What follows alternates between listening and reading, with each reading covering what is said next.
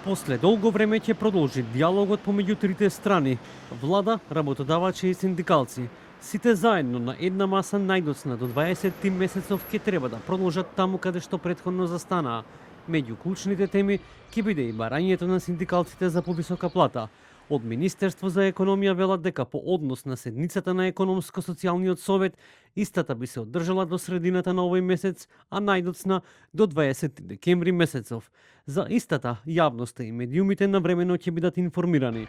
Од Сојузот на синдикати на Македонија велат дека на следната седница на економско-социјалниот совет и официјално ќе ги презентираат аргументите за потребата од зголемување на платите на работниците, вклучително и потребата за зголемување на минималната плата, која според анкетата сите работници очекуваат да се зголеми до крајот на годината, а доколку не се спремни да го исполнат барањето, ќе следуваат протести и штрајкови. Ќе бараме социјалните партнери, работодавачите и владата да го изнесат својот став во оваа насока, затоа што со изговорите оставаме работодавачите и синдикатот да се договорат за висината на минималната плата, како и ако владата не дава, не даваме ни ние работодавачите.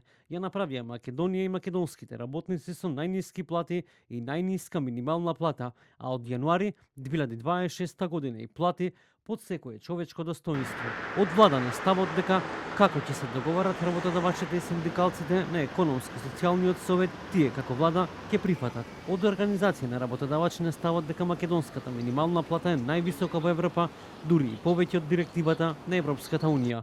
Од Сојузот на синдикати на Македонија децени дека согласно сиромаштијата, работниците заслужуваат плата за достоинствен живот.